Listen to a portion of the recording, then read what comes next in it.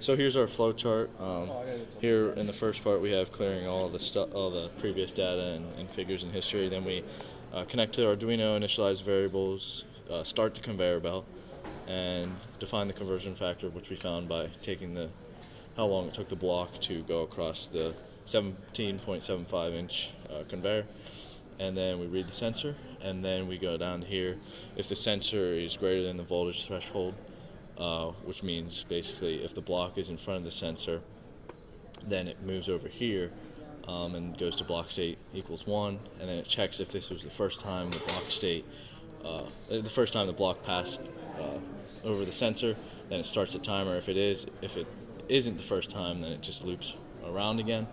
But then once the sensor voltage is not less than the threshold, so once the block passes by, it moves over here, block state equals 0, and then it checks to see if this is the first time the block passed by the sensor, which is indicated by the block was just in front, and then now it's not. So then if it is, it stops the timer, and the length is then set to the conversion factor times the time we just measured, and then we display the time, turn off the conveyor, and exit the while loop.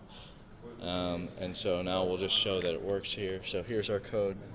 I'll run it here. So we have a red block here that's going to pass through the IR transistor. So it goes in front, and the conveyor shuts off and displays a message. Block is 1.27 inches, which is pretty accurate here. We have roughly inch and a quarter-ish.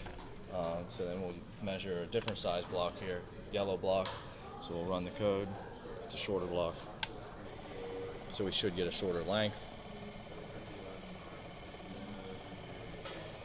Goes in front of the sensor, conveyor stops, gives us 0.59 inches, which is roughly the size of this block, around 5/8 ish.